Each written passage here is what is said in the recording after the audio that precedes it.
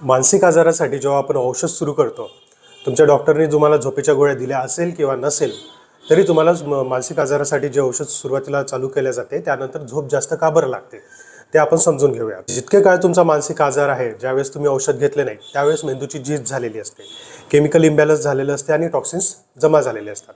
आता हे टॉक्सिन्स बाहेर काढण्यासाठी किंवा मेंदूची जी झीज झालेली आहे ती भरून काढण्यासाठी मेंदूला आरामाची आवश्यकता असते. जेव्हा आपण झोपतो तेव्हा आपल्या शरीरातले मेंदूतले टॉक्सिन्स बाहेर निघतात. हे आपण एका उदाहरणाद्वारे समजून घेऊ. जर समजा तुम्ही एक प्लॉट विकत घेतला, त्या प्लॉटमध्ये मोठा खड्डा आहे आणि तुम्हाला तिथे घर बांधायचं आहे, तर घर बांधण्या अगोदर तुम्ही काय कराल? जी माती टाकाल ती खड्डा बुजवण्यात कामात येईल. सुरुवातीलाच त्या मातीचा उपयोग घर बांधण्यासाठी होणार नाही.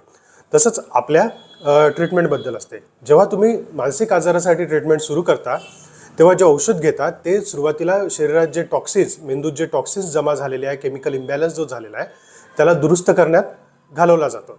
म्हणून सुरुवातीला ट्रीटमेंट घेतल्यावर झोप जास्त लागते.